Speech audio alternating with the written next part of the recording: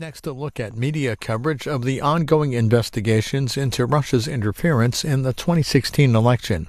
We'll hear from New York Times investigative reporters and a former CIA officer. The International Spy Museum and the New York Times co-hosted this forum.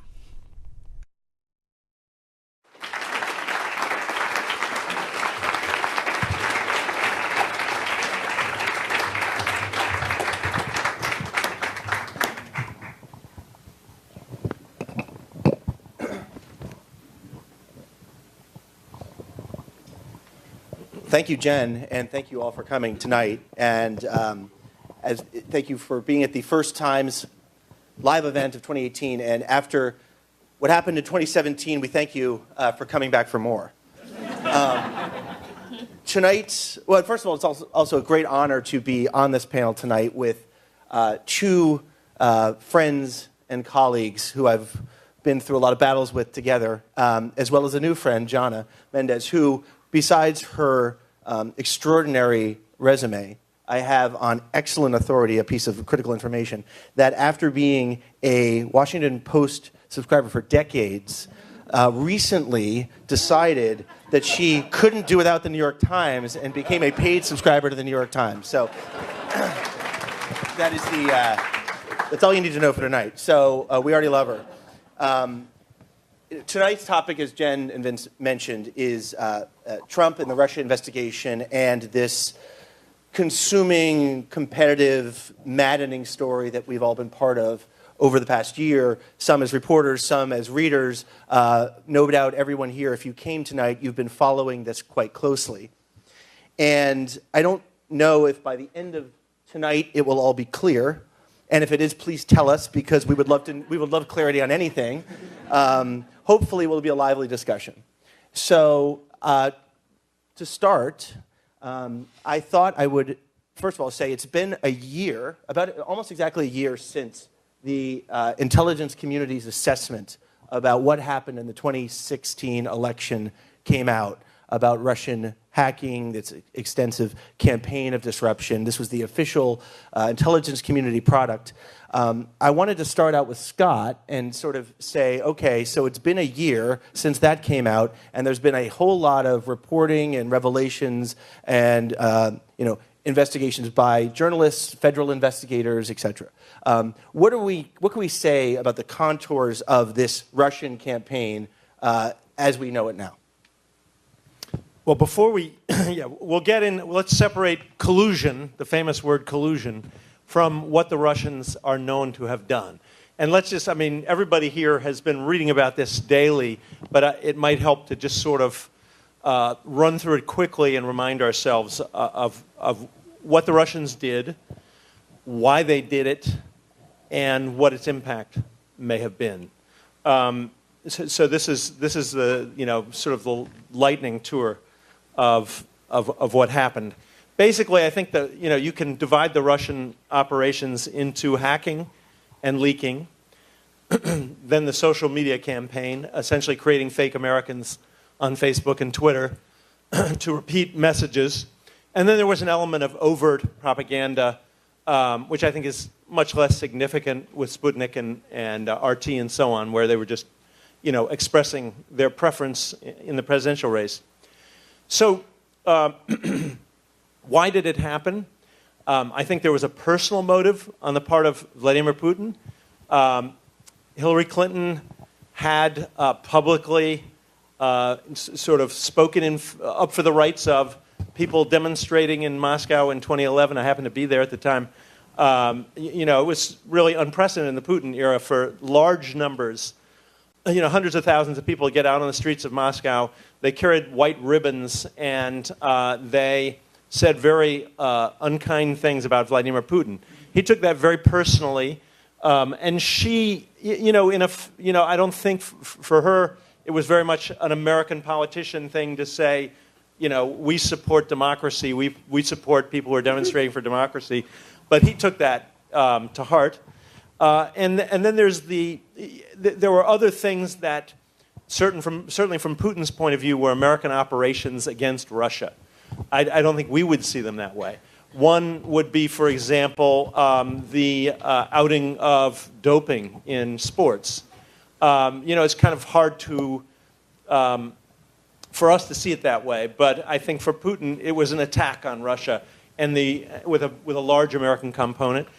And another thing that we wouldn't see in this way, the Panama Papers, which of course exposed this old buddy of Putin's, who's a cellist, who suddenly, it turned out, had $2 billion to hide away in offshore accounts. That's not normal for a cellist? Turns out classical music is extremely lucrative in Russia. And but I mean, he, I think, incorrectly saw that as a CIA operation against him. So in that sense, it was personal, but it was also strategic. Russia did not appreciate the so-called color revolutions in Ukraine and Georgia. So whenever the U.S. is seen as encouraging what we would consider to be democracy in neighboring countries or in Russia, they think that's, they kind of take that as an attack. And I think part of the strategic goal was to damage the brand of U.S. democracy, make it so that the U.S. looked so screwed up and tangled up that no one would ever say, we want to be like them again. And, I have to say they've had some success at that. So finally, did it matter? You can read a lot of people saying, oh, this was completely insignificant. They spent $100,000 on Facebook ads compared to tens of millions by both the Clinton campaign and the Trump campaign. That's true. But actually, I think, especially the social media part of this has unfolded, and if you look back at the impact of the leaks, let's just remind ourselves of what the impact was. One thing that happened was Debbie Wasserman Schultz had to resign as chairwoman of the Democratic Party literally the day before the Democratic National Convention. That was the big story. Any message the Democrats had was completely stepped on. So it completely disrupted the Democratic National Convention. Then that was from 20,000 emails being dumped by WikiLeaks all at once. Then the John Podesta emails, the emails of Hillary Clinton's campaign chairman, were dribbled out by WikiLeaks starting on October 7th, which happens to be the day that the Access Hollywood tape of Donald Trump was made public, interestingly. So they started dumping the Podesta emails and then just kept them going day after day after day up to the election. And one of the things that I did, I remember and was really struck by, was went back and looked at some of candidate Trump's speeches. You can go to YouTube, and the one I would recommend is look at his speech in Wilkes-Barre, Pennsylvania. 20 or 25,000 people, really rousing speech, and he's just got the crowd in the palm of his hand. And in a way, the centerpiece of that speech is excerpts from little phrases from Hillary Clinton's speeches that she had refused to make public, but unfortunately for her were included in the Podesta emails. And so he's literally reading from these things. So if you think of that, at the time, I don't think people were thinking of that as a Russian operation, but if you think of that as a Russian contribution to our election campaign, it's pretty striking. So then if I think there's been a lot of emphasis on the ads on Facebook, but in fact, if you look at the pages that the Russians created on Facebook and the many accounts on Twitter, Facebook was very reluctant to come up with this, but eventually acknowledged that 126 million Americans had been, as they say, served the pages created by Russians. That's about half the adult population. That's a remarkable number. Tweets from Russian-related accounts, Twitter eventually estimated, were almost 1% of all election-related tweets, which is certainly significant. So, with a margin a little more than 100,000 votes in 3 states, I think it's obviously impossible to say that activity made a difference made the difference in the election. But I think it's also hard to say that it didn't. because that was a pretty successful campaign on their part. So that's before we get to anything related to the Trump campaign. But that's kind of what we're talking about tonight. One thing that we'll get to, and I want to think about it, and we'll get back to the question is, and since you've spent a lot of time in Russia and you're a Russia expert, this question that a lot of people have thrown around, which is, some would say, the Russians could never have done this without some kind of help. They didn't have the political knowledge to know which districts to target, which states to target. Some would say that's absurd. They can watch CNN to know which states anyone care about. Let's get to that. Don't answer that yet. But think about it. Okay. Think about it, and we'll get back to it, because that gets into this issue of the question of collusion. I want to move to Mike, which is to sort of address this other part of the issue. There's this question of collusion. We're going to lay out was there or was not there, what's the evidence at this point.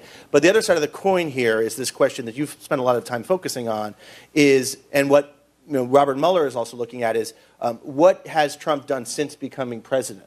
And this question of, was there obstruction of justice in the actions of the president to try to derail the investigation? And would that be something that is potentially as threatening to the president as any question of collusion? Can you sort of walk us through that case quickly? So if you look at Mueller's investigations, you could imagine it with like two buckets. You have a collusion bucket and you have an obstruction bucket. And in regards to Trump, there's a lot more things to look at in the obstruction bucket. There's just not a lot of things that we know about on the collusion side. But on the obstruction side, there's You're talking about Trump specifically, with the president. Trump specifically, specifically on the president. But there's a lot of things he's done since taking office that raise questions about what his motivations and intentions were. On February 14th being the biggest one, where he went to Comey and asked him to end the Flynn investigation. Was that trying to impede an ongoing active FBI investigation? The firing of Comey, what were the true intentions of getting rid of Comey? Was he trying to obstruct the Russia investigation, or was he simply trying to hold him accountable because he was too mean to Hillary Clinton during the presidential campaign? And the other question being this statement that came out from an Air Force One flight over the summer from Europe to the United States when he was returning here in response to a story that our colleagues were putting out about a meeting that had happened in 2016 between the Trump campaign and Russians who were promising dirt on Hillary Clinton. And in that case, was Trump trying to throw sand in the gears of Mueller's investigation by putting out information that wasn't true? Along with those things is sort of a broader question about the president, which is his obsession with loyalty. Why is it that he was so obsessed with his Attorney General, Jeff Sessions, running the Russia investigation? Why was it that he kept on coming back to the question of Sessions being disloyal to him by recusing himself from the investigation? So these are sort of these larger, sort of broader questions that Mueller has been drilling down on in the interviews he's done. He spent a lot of time with the White House counsel's office, with the lawyers from there. He's spent a lot of time looking at documents, handwritten notes from people like Reince Priebus that sort of get to what was the president's mindset, and did he have corrupt intentions when he tried to do those things? And out of the larger body of things, there's just a lot more there on the questions of obstruction than there are on his ties to Russia. Okay, so can you make an obstruction case, right? Despite the evidence, does that mean that Mueller's more likely to go after the president for obstruction, or what's the sort of hurdle he's got to clear? So obstruction are very difficult cases to make because you have to prove that he had corrupt intent. But you also have a problem because he is the president of the United States and he can fire the FBI director. He does have immense power over the Justice Department to tell it things and to give it instructions. So was he simply exercising his executive power as the head of the executive branch, or was he really trying to cover something up? What would make this case easier, legal experts say, is that if there was something outside of his normal powers as president. Did he tell someone to make false statements to the FBI? Did he destroy evidence? Bill Clinton was impeached over asking someone to provide false statements under oath. We don't have any of that on the president that we know about on our side. So based on what's publicly available on questions of obstruction, there's not really a clear-cut case. Well, a lot more to discuss later on. Jonna, you're actually the real expert here. Having been in this world for 25 years, it's the anniversary of a lot of things. We're 1 year out also from roughly 1 year of the revelation of the infamous Steele dossier, which no matter how much it's examined, it's almost gained in prominence, at least as a political issue, right? Republicans are trying to attack it as a political document, sort of a politically funded document to smear Donald Trump, paid for by the Hillary Clinton campaign. Democrats see it as a sort of Rosetta Stone of this is the map that will get to the collusion case and Donald Trump out of office. You are a professional intelligence veteran. How do you see that document a year later, and how would your former colleagues at the CIA have looked at this Steele dossier when they first saw it? Well, it was a year ago tomorrow when the thing became public. It was the 10th of January at 2016. I stayed up and downloaded that thing and read it like 3 times. I've been really interested in this whole thing from the very, very beginning. The first thing that I thought, and my colleagues that I spoke to who had read it thought, was it looked like the real deal. It looked like an intelligence report would look. It looked like raw intelligence coming in from the field. It's not one long, continuous 35-page document. It's a series of 2-page, 3-page reports that he provided from June through December of 2016. Typically, he draws no conclusions. He's bringing forward facts. He's citing sources. He doesn't name them. He shouldn't name them. But it's raw intelligence, and it is what it is. A lot of it, let me take that back. Some of it will always be wrong because collecting intelligence is not a science. It's you're always going to have chaff in with the wheat, and you have to go through and you'll find, well, that was wrong, that date was wrong, that person was, you're always evaluating that way. And I think because of that, most intelligence officers that read that report initially would have been a little suspicious of how true it would end up to be. Over time, though, what's interesting to me is that while they've not been able to corroborate every detail of the report, I'm unaware of any details in that report that have been proved false. And they may be. You know that Vladimir Putin is there in the background in Russia with a big eraser, and he's doing everything he can to undercut the report. And everything that he can do includes assassinating investigative journalists. So be glad you guys are on the right side of the world on that one. I mean, they take extreme measures, and I'm sure he has taken extreme measures. You may have read about some of them in the paper. So I'm not sure it will ever be totally substantiated, but I think the fact it just rang true. It's how you do an intelligence investigation. The format of the thing, the way he worded it, it was clearly a professional intelligence officer who was trying to nail down that series of facts. So let me push you on this question of what is true and what is not true. I would say that if it does turn to be true, there's been a whole lot of people lying over the last year, which certainly we'll come to find out what the case is there. But if you take specifically one citation in the dossier, one critical piece of information in the dossier, setting aside some of the more entertaining, let's say, salacious aspects of the dossier, which we won't get into tonight, or we can if you have questions about them. is this question that a lot of people jumped on, which is, Michael Cohen, who is Donald Trump's longtime lawyer. And it talked about a meeting he had in Prague in 2016 with a Russian official operative who was a sort of cutout for the Kremlin, member of the intelligence service. So one question that has been raised is, well, first of all, Michael Cohen has said, on the record, I have never been to Prague. So that is factually wrong. And then the question is, okay, so maybe there's maybe it's a location wrong, maybe there's a date wrong, maybe it wasn't Michael Cohen, it was someone else. I'm just asking a process question of, where might that come from? How might a professional officer with, acting in good faith have sources who might get some things wrong in this kind of world that Chris Steele's operating in? I believe that the quality of his sources has been proven to be pretty high. And I think that the people that he validated by putting them into his report, he felt strongly that there was truth there. I have to tell you, I read parts of that report aloud to my husband, Tony Mendez, who was a fairly well-known counterfeiter forger working at the CIA. And the fact that Michael Cohen said that he was not in Prague on that day at that time doesn't carry a lot of water with my husband.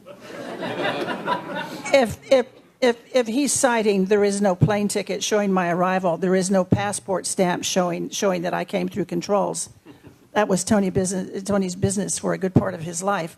It's very possible for Michael Cohen to have been there in another name, on another document, not coming through an airport, not coming across in a border control. So you question everything. I mean, it's their business. It's the FBI's business to try and run those things down.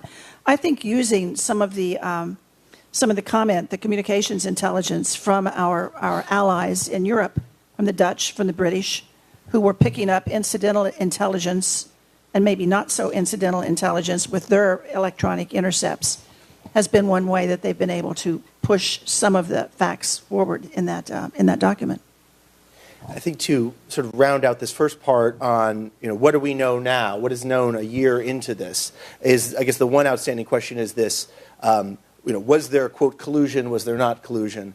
And I can I think my colleagues here from the Times who have been working on this for a year, I think our, answer is there's certainly a whole lot more after a year of reporting that we know about contacts between Trump advisors, campaign officials, hangers-on, and Russian government officials, Russian operatives.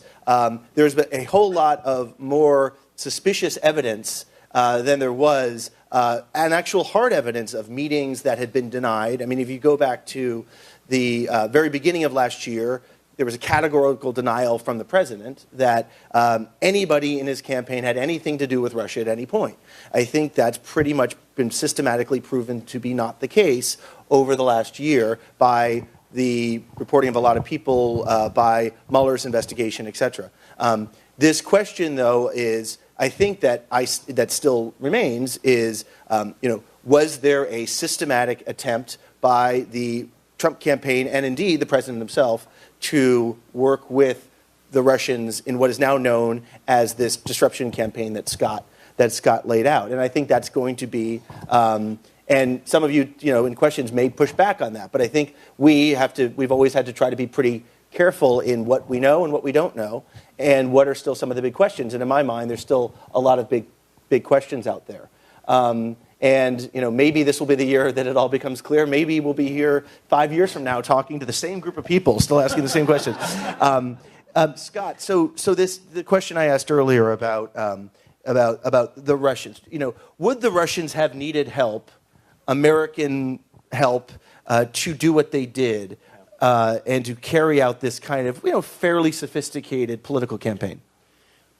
This is really kind of my opinion, and people can disagree with it, but I don't actually think that the Russians needed any help. I think it's somewhat condescending to assume that Russians, many of whom spend time in university here and have a very good understanding of America and very good English, would need help to do what they did. They certainly didn't need help with the hacking. We were the ones who needed help protecting our computer networks against them. They didn't need help with the leaking, particularly because they went through WikiLeaks. WikiLeaks has a lot of volunteers, including Americans, who can advise them. But I mean, how sophisticated do you have to be to dump 20,000 DNC emails on the eve of the Democratic National Convention? It wasn't super sophisticated. So what we sometimes hear is that there was super sophisticated micro-targeting of Facebook advertising, even at the level of particular precincts and so on. And I've heard that so much, and Facebook has been so stingy with details.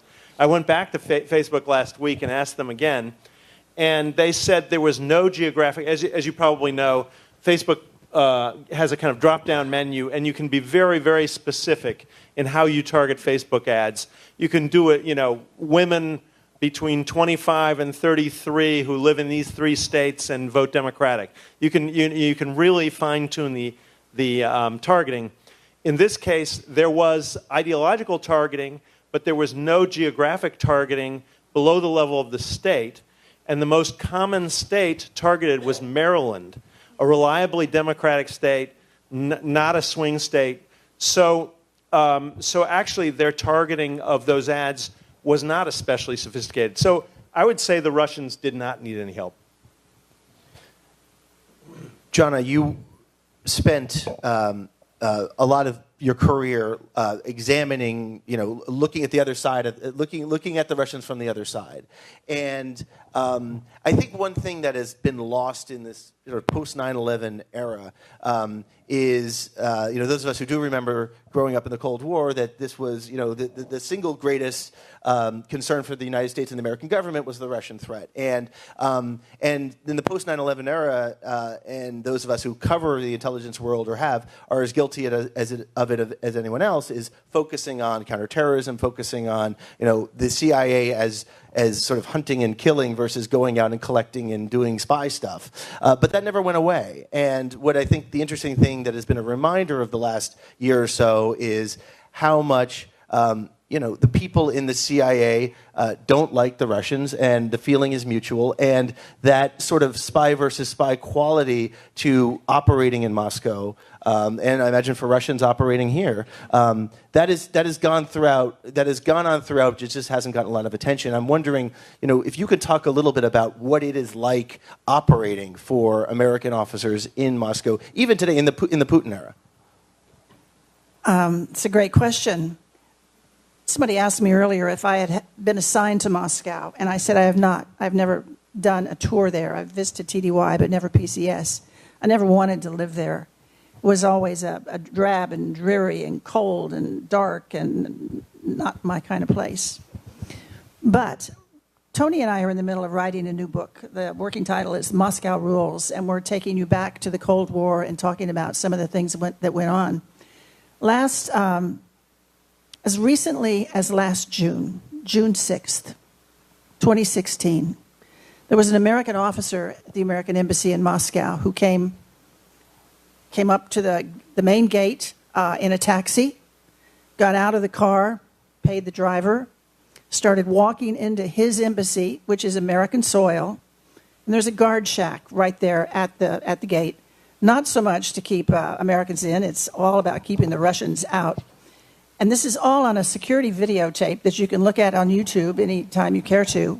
But this figure comes shooting out of that guard shack and attacks the American diplomat, or he was diplomatically documented, and proceeds to beat him to a bloody pulp. He's on top of him. It's just a shocking piece of film.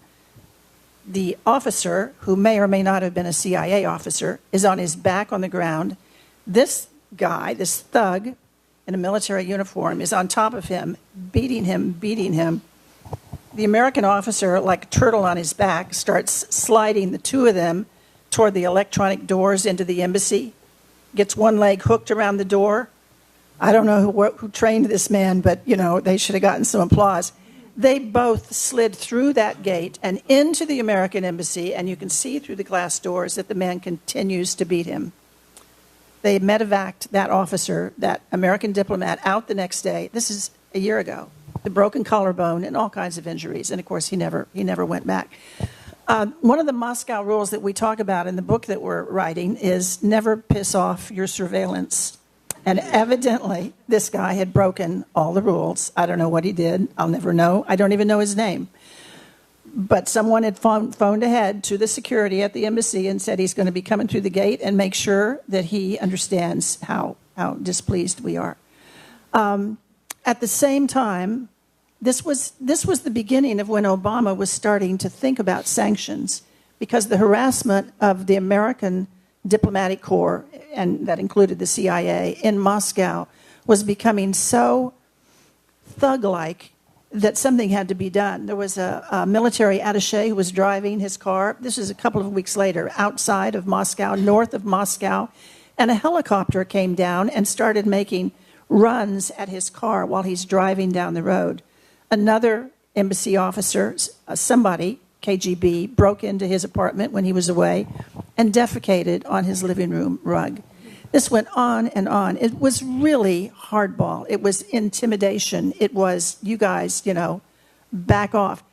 This is in the same time period that meeting happened in Trump Towers with Jared and with the lawyer, and they're discussing the adoption of Russian orphans. So there's two sides to this coin. There's the side that is for public consumption and that seems to be polite and seems to observe the diplomatic niceties. But on the other hand, in Moscow, our officers had wall-to-wall surveillance, multiple teams. They had teams that you could see, and they had teams that were hanging back behind those teams that you couldn't see, but they were there. You couldn't drive anywhere. You couldn't do anything because of that surveillance. That was then, it is today, it has always been the major problem of working in Moscow, is that surveillance. So the Cold War never thawed for intelligence officers? Not necessarily. No, it's going on right now. So that's Moscow rules, not Moscow mules, which is what everyone else has been drinking tonight. Mike, we've spent a lot of time in the office, in the Bureau, this past year sort of trying to look at smoke and try to make sense of it. And I think one of the questions that's always been in the back of our mind is how you cover, how you responsibly cover a story like this. And, one question is always, are we spending too much time on it? Is it responsible? Are we giving it a responsible amount of attention? Too much attention, not enough attention. I'm sure it's not enough attention for some, but can you sort of walk through how the decisions have been sort of made on how we go about the coverage and think about this story as a whole? One thing that's been remarkable about this story and what's gone on in the past year is the fact that every time it looked like it was sort of petering out, something happened and it moved forward. Whether that was disclosures about meetings earlier in the year and about intelligence that the U.S. had, or was it the Comey firing? Was it the fact, learning about the concerns Comey had about his relationship with Trump? And then, coming into the fall where there were these major indictments, I think we often lose track of the fact that the campaign chairman and the national security advisor have both, been charged in this case. And that's not a small thing, by any means. And sometimes I think we lose sight of it. But I think what has kept us on the story is the fact that the story of the Trump folks has continued to change. If the story they had told in January of 2017 had largely held up, then there wouldn't be as much to look at. But the fact that it has changed and we have learned more things and more questions have come out, it has forced us to continue to look and to prod. Now we sit at this sort of interesting point in the story where I think over the summer we had some anticipation of where it was going and who was going to be charged and stuff. But right now we don't know. There's maybe it's over within a few months with the president sitting down and being interviewed by Mueller. Maybe Mike Flynn has a lot of information that he's given Bob Mueller that we don't know about that will change the direction of the story. But we're at one of these phases again where the story could either peter out or go to the next level. And, if history has been anything, it has always surprised us. Yeah, if you think about the day of the election, the day after the election, November 2016, the Russian, I think, deputy foreign minister actually made a statement, and it was like, oh yeah, we were in contact with these guys throughout the whole campaign, and then the Hope Hicks, the spokeswoman, said, not true, no, never happened, didn't talk to anyone. Russia, who? So, that was sort of telling from the very beginning. I mean, I guess the question is that the other thing that we've struggled with is that does the president just naturally make false statements? Is that just his sort of natural being? Or is there a reason why on this issue he has behaved the way that he has? And that's something, that still remains to be seen. One question will be not only what has happened, but will happen. For all the talk of what happened in 2016, what year are we? 2016, yeah. There is another election coming up this year. There's going to be another presidential election in 2020. Scott, is there any? Would there be any reason for the Russians not to do what they have done, to not continue? This seemed to work pretty well. Why not do it again? And is there any attention being paid to let's make sure this doesn't happen again, as opposed to what happened last year? I think we need to do some reporting on what's going on in the various corners of government to make sure this doesn't happen again. There's been at least some lip service to it. I think there's some things going on at the Department of Homeland Security. Certainly, the intelligence services and everybody else are alerted to the possibility in a way that they weren't in 2016. But I think that's something we really need to do is, at the Times, is take a serious look at what the preparations have been. One thing that certainly discourages these agencies from even proposing major initiatives to tighten up their cybersecurity or to track Russian activity more closely is that the President of the United States keeps saying that Russia is a hoax. So it doesn't really make you want to come in and say, Mr. President, we got a great idea. We're going to spend a lot of time working on this Russia problem. So I suspect there hasn't been a whole lot done. And I know that on the social media front, there's also sort of counter pressures there as well. These companies are judged by the stock market, by their monthly average users. And I think this is more of a factor for Twitter than for Facebook. But, there are estimates that 15% or perhaps more of all Twitter users are actually automated. They're bots, they're fakes. And so if Twitter were to crack down on that, their monthly average users would dive, their stock price would dive, and it could be a big disaster. So in a way, and I think it was sort of like pulling teeth. I spent a lot of last summer working on the question of what Facebook and what the Russians had done on Facebook and Twitter.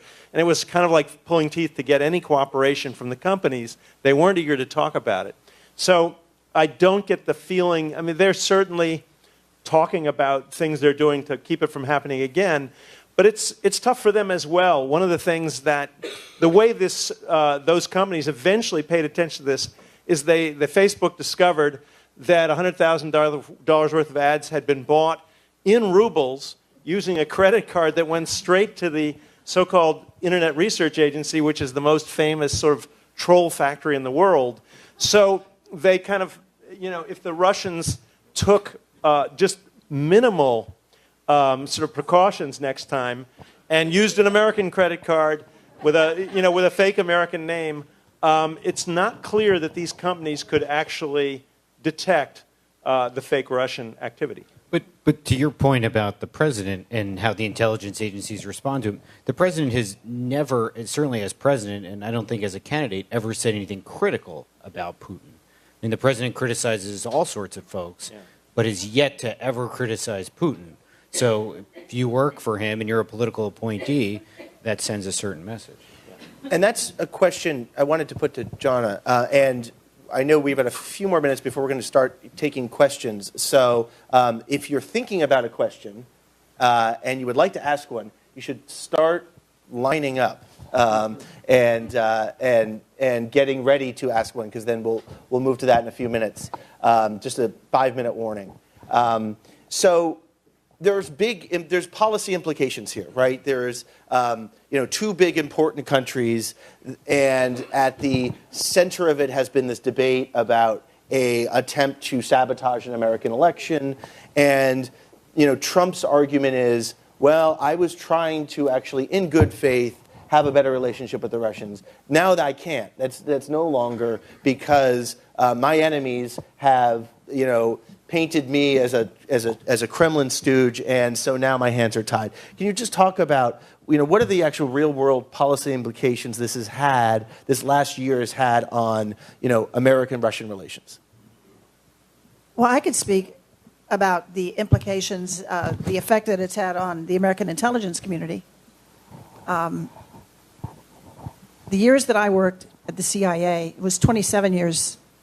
I want to claim back those 2 more years, 27, not 25. It never really mattered who was president. The politics never really mattered. I didn't usually know if the person I was working with, who I was going out and doing some fairly dangerous things, I really didn't know if they were a Republican or a Democrat, and I really didn't care. It was all about the job. It was about collecting the information and getting it to the policymakers here in Washington, D.C., unbiased information that they could analyze and take that information to a president and his cabinet, and everything would move forward. That's all kind of changed right now. Everything is suspect. Every single thing is suspect. The CIA is suspect. The FBI is suspect. The Justice Department is suspect. So the truth, what we used to consider to be the ground truth, is kind of hard to track down these days.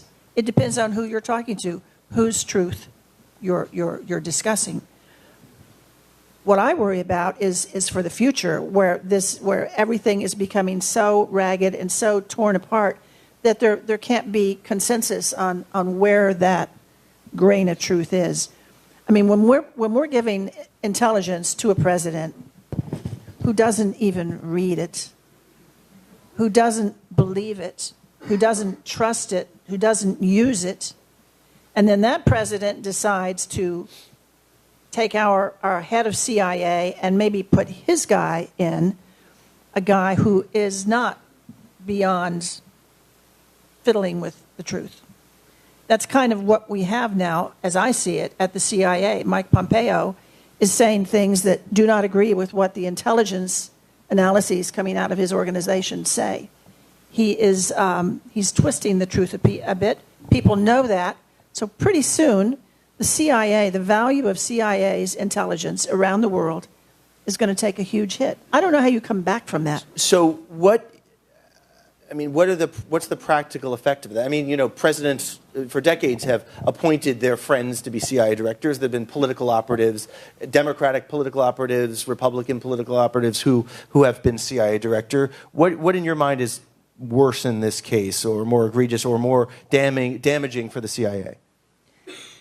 The people working at the CIA today, the ones that I know, are morale is through the floor. They see what's going on. They've always had great pride in the work they do, and the risks that they take, and the risks that they ask foreigners around the world to take. Those are the guys who are going to get jailed, who are going to get executed, who are going to get shot, and it's happened many, many times. If you look at those stars on the wall at CIA, just in the period of the last 4 or 5 years, there are new rows of stars, each one representing someone who died trying to collect the intelligence for our policymakers. I'm not sure where that actually leads, but it's a very, very unhealthy place to be. And this is going on not just at CIA, it's going on at the FBI. I had a friend in recently interviewing him for the book, is an FBI officer, a senior officer, and he said, when Trump said the FBI is in tatters because of Comey, he said it wasn't in tatters. We loved Comey. FBI loved Comey. He ran a great shop, and he was well respected. It's going to be in tatters if Trump keeps this up, because he's moving all the key people out of the FBI. I find it absolutely frightening. Maybe that's why I said it was in tatters, because so many people liked Comey. But excellent points. Thank you. Scott, you were saying? Yeah, I was just going to sort of throw a curveball out for people to contemplate, and maybe John would want to respond to this. But it's something that has bothered me for the whole past year since the dossier became public. And actually before that, because we got to look at some of that stuff earlier than a year ago. And that is, if Michael Cohen did not go to Prague, that one in particular, I spent some time trying to prove or disprove because it had some detail. Some of the things in the dossier are very vague and a little hard to nail down. That one said that he had met with a guy named Oleg Saladukhin, who was with a Russian cultural organization called Russa Trudnichestvo, which has an office in Prague. Here's the question. If that's not true, who made it up? And the thing that occurred to me was this was not planted by some Clinton operative. This was probably concocted by Russian intelligence because of that level of detail. And when you think about Christopher Steele, the retired British intelligence agent, calling his buddies who called their buddies in Moscow to get this information, the FSB is certainly capable of following those trails and polluting them with certain disinformation. So if this is just a complete speculative hypothesis, but I think one that we should all keep in mind, we believe that Russia carried out a very successful information operation aimed largely at Hillary Clinton. What if they also, kind of hedging their bets, also carried out an information operation aimed at Donald Trump? And that some of the dossier was put there by Russian intelligence with the idea essentially of casting a shadow over Trump. If that happened, the operation against Clinton was, I think everyone would agree, extremely successful. If there was an operation against Trump, it's cast a shadow over the first year of his presidency, right? So if he did nothing, if there was no collusion, it's kind of daunting to think about this as a Russian achievement. Thanks for making it more confusing. Wow. What do you think? I think you're taking double think and triple think to new highs and lows. I mean, anything is possible. You're absolutely right. That that could have been another piece of this. I think with the dossier, time is going to tell how much of it actually checks out and how much of it they can disprove. But keep in mind, have they disproved any of it? I think not. Not they, in their, by they, meaning the Trump associates, they certainly think they've disproved a lot of it. But I don't think that counts. Yeah. I would just do the final plug for investigative journalism. My argument would be that over the last year, we've learned a whole lot more about connections, if there are any, in meetings and contacts, etc., and put contours to this story through the work of reporting. Then that is, I think, checked out. Then at this point, the dossier. But I agree, the time will tell on how the dossier is viewed 5-10 years from now. I would love to start taking questions, and the same admonition as always is please ask a question, make it succinct, don't give a preamble or a long statement. Thank you. Yes, sir. You've spoken about collusion and obstruction. What about the money laundering strand in all of this? Is it important? How much work is Mueller doing on it? And is Trump and his presidency at some degree of risk as a result of that line of inquiry? And I'm not Chris Steele, by the way.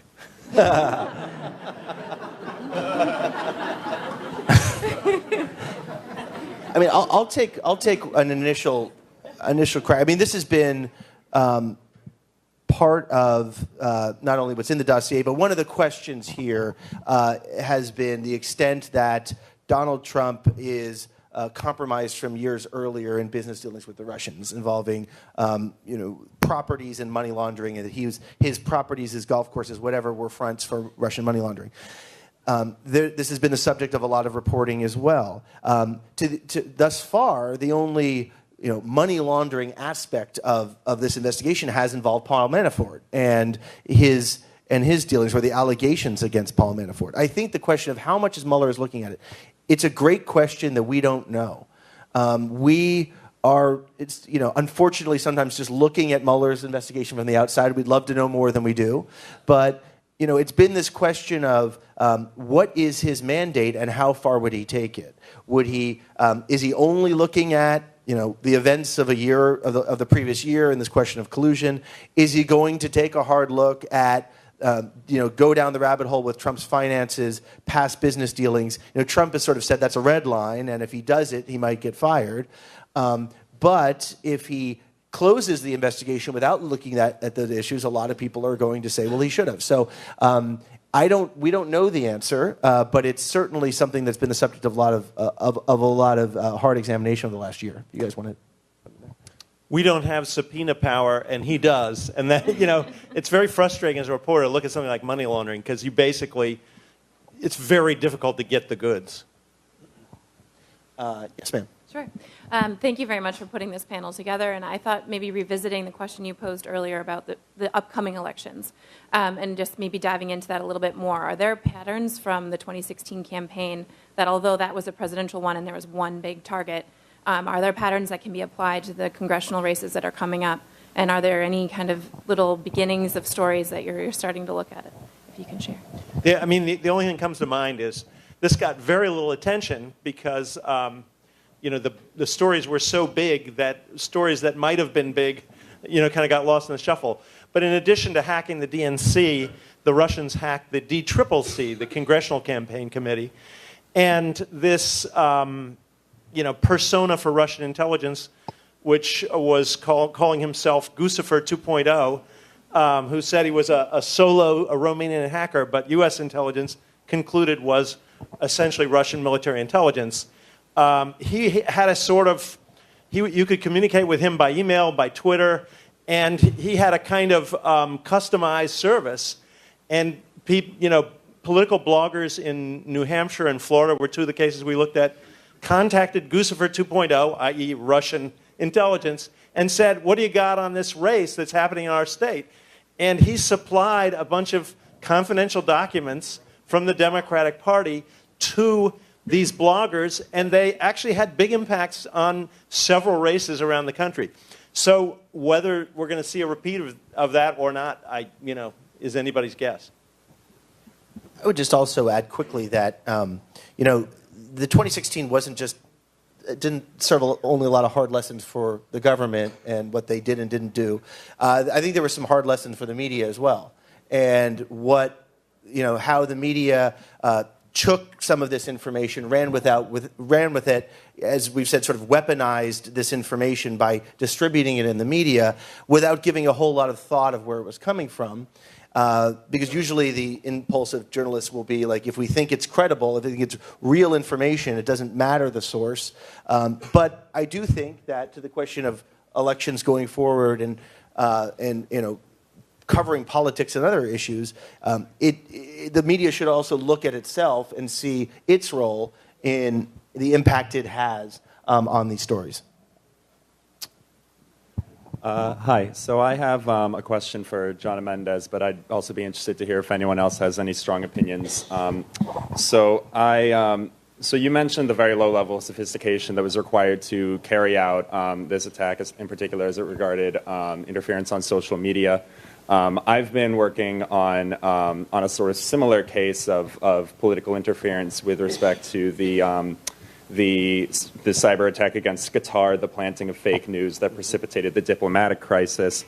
So given that we're no longer talking about this as a capability that's solely being held by great powers, I was curious what countries you're looking at as the possible next instigators of this kind of nefarious interference. And thank you so much. I think that's actually more a question for my colleague here than for me. it seems to me, without any special expertise in that field, that clearly China has the capability, has the population, has the technology, has the everything. They're probably watching closely to see how you play this game, whether they are going to jump in and attempt to do any gaming of their own, I think would be up in the air. But there are a lot of countries around the world that... Well, I think one of the things that's sort of striking about hacking and this kind of information manipulation is it's a game almost anyone can play. And two things come to mind. One is North Korea, a starving, bankrupt country, not a large country, that has proven extremely adept at creating a network of hackers and going to town and doing a lot of damage to a lot of major institutions. And the other thing comes to mind that's not directly related to a foreign country. But a year ago, I wrote about a 23-year-old new college graduate who, to make money to pay off his student loans, sat down at his kitchen table, bought for $5 a fake, not a fake, a domain on the internet called ChristianTimesNewspaper.com, and found that anti-Hillary Clinton fake news sort of created more clicks than anything else. And so he sent his stuff out, had an enormous impact, and reached millions of people, and made $22,000 in what he estimated to be a total of 20 hours work. And he had no special training. So that's one of the disturbing things about this era is you don't need to be super sophisticated to do this. I think the other thing on that will be what consequences Russia ever has to pay for this. So far, they've had no consequences from the United States.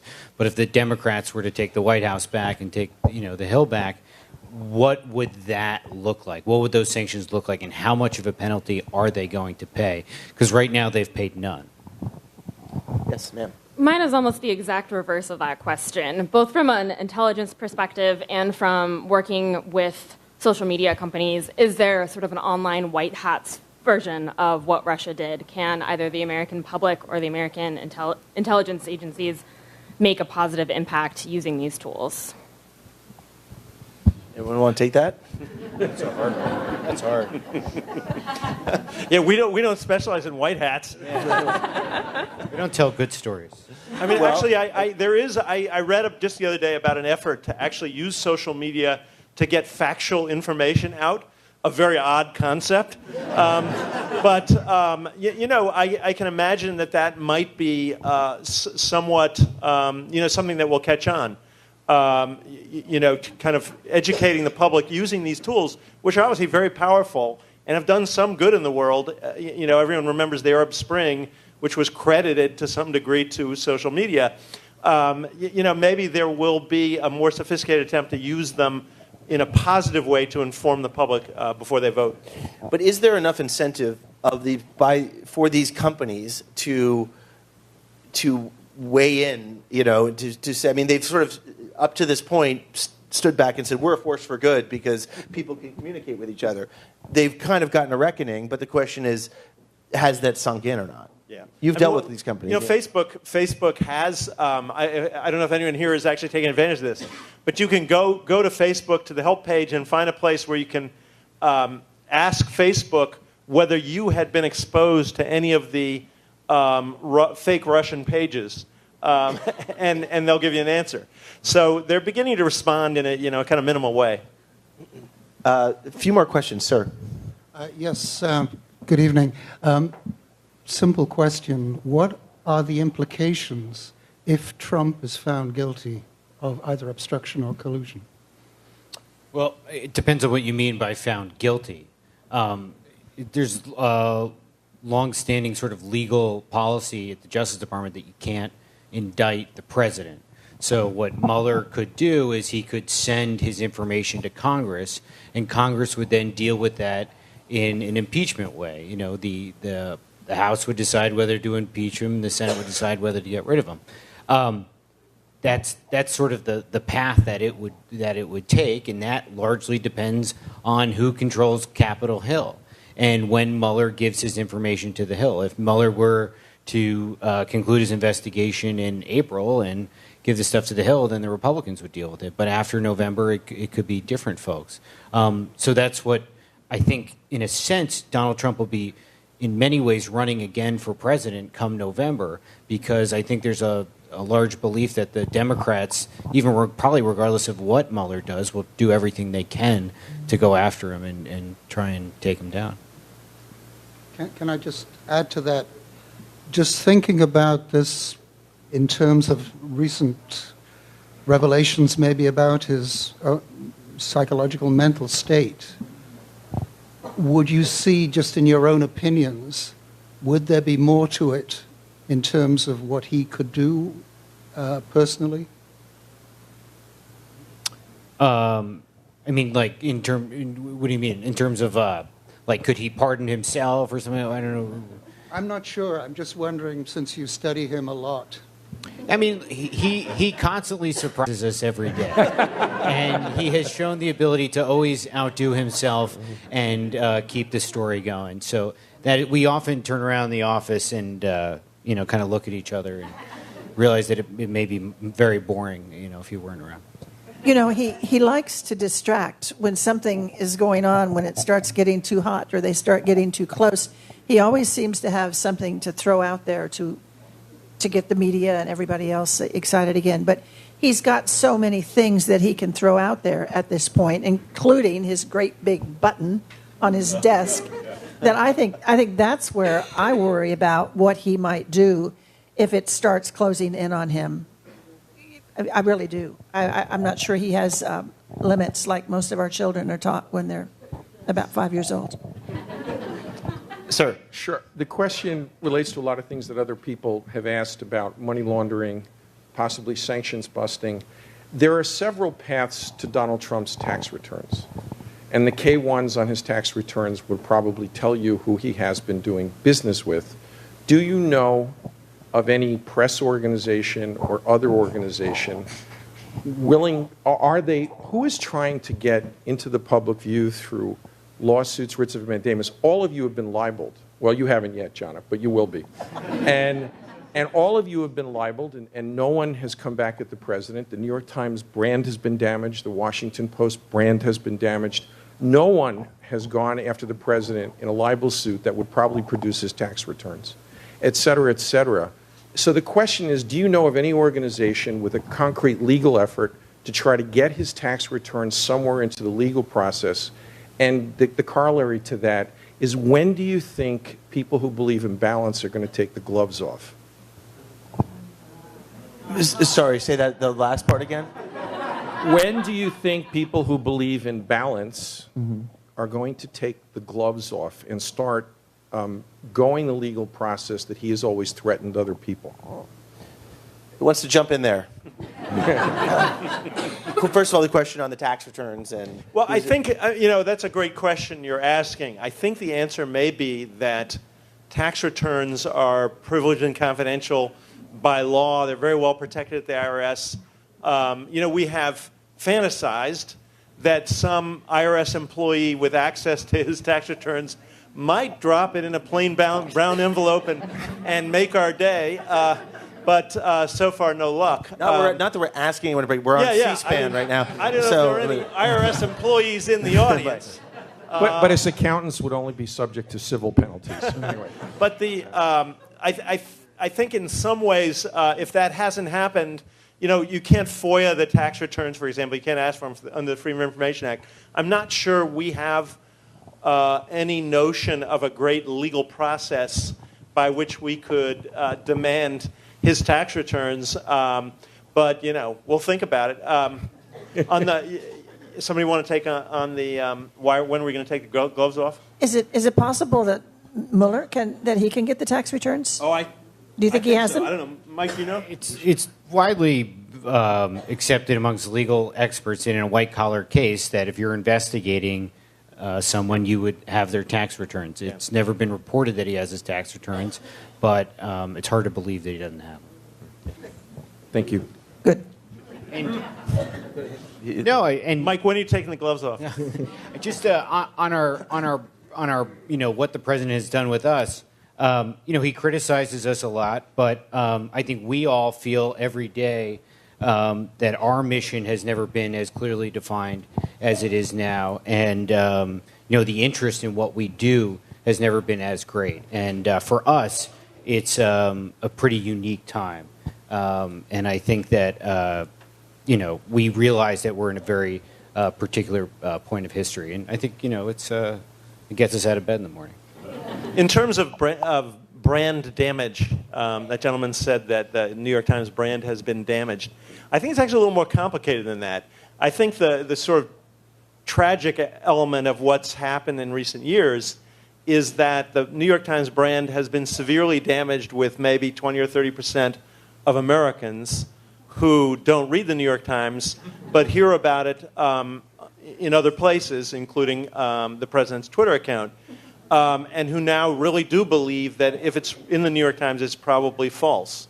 And that's very painful, but the flip side is also true, that many readers of the New York Times, I think, assume that if something's on Fox News, it's probably false.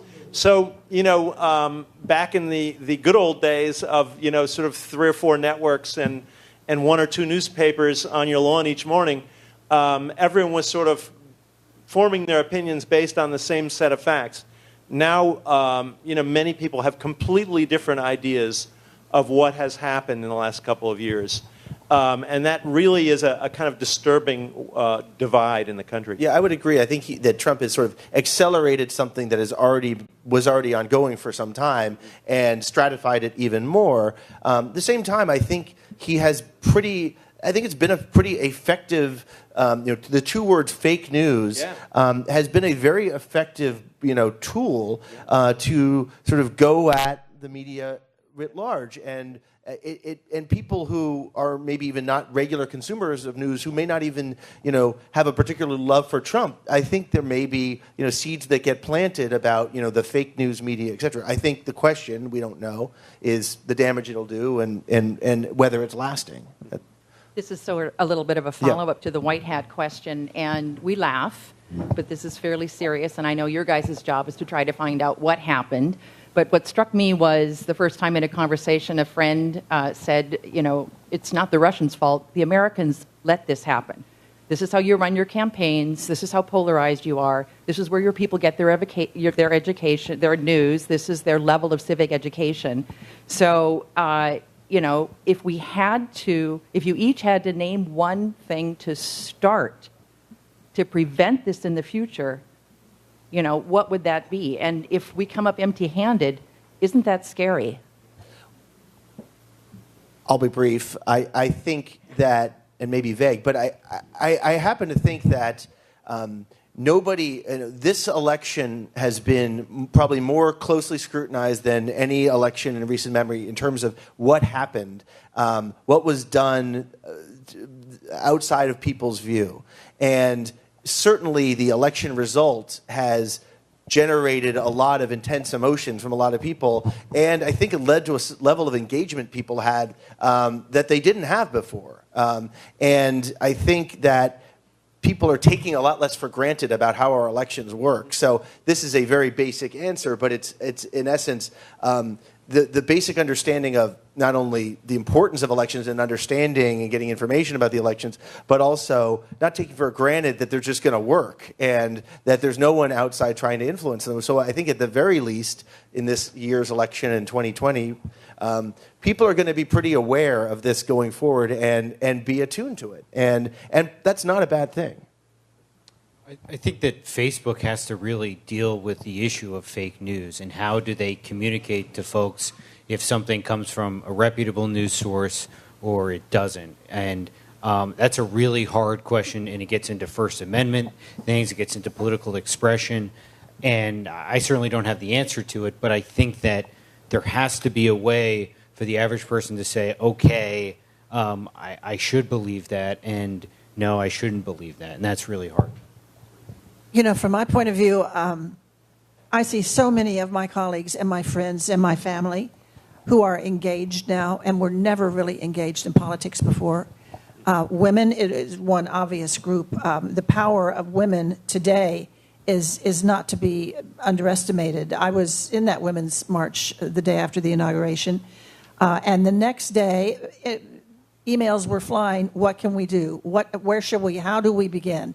Run for office. Get involved. I think that's going to be one of the good things that comes out of this. I think you're going to have a much more engaged population in America the next time we have an election. If you look at that Alabama election recently, the black women in Alabama decided to stand up, and they voted, 97% or something. It was an incredible number, and showed the power that a population can have if they want to try and take things into their own hands. So maybe that's a positive hope. Yeah, the only thing I'll add is to reinforce your point that the Russians were operating by and large with American materials, so to speak.